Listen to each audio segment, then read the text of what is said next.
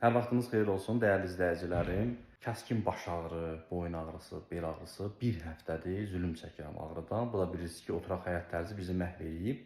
Gəldim doktorun yanına, cəmi bir prosedura, manual terapiyaya və üstə gəl müəyyən prosedurlar var. Bax, onunla inanın gözümə işıq gəldi. Məni neçə günə sağaldarsınız? Birbaşa sual verirəm.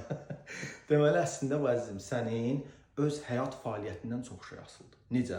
Sən əgər kompüter arxasında 7-8 saat dayanmadan oturursansa, bu demək ki, sən xəstələnməyin daha da artır, sən bir tədbir görmürsən. Sən əslində bizim müalicələrimizdən sonra belə mütləq yarım saatdan bir boyun idman hərəkətləri etməlisən. Sən ümumiyyətlə səhər axşam idman hərəkətləri etməlisən. Həftədə 2-3 dəfə idman zallarında olmalısan. Əslində çalışıb gündə bir dəfə yürüyüşlər eləyə bilsən. Boyun idman hərəkətləri eləsən, lardoz, osteoxondroz, kifoz tipli xəstəliklərin sonuna bununla çıxa bilərsən. Amma bizim müalicələrə gəldikdə isə Tənbəllik, onu bizim eləməyəcəyik. millətin ən böyük bəlasıdır tənbəllik. Amma deyək ki, bu insan bunu izləyib onu eləyə bilər.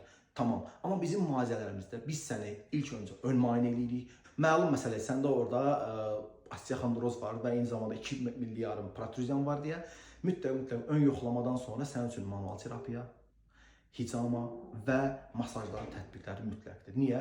Çünki hicama vasitəsilə beyin qan dövranı və buradakı gərginliklər götürəcək.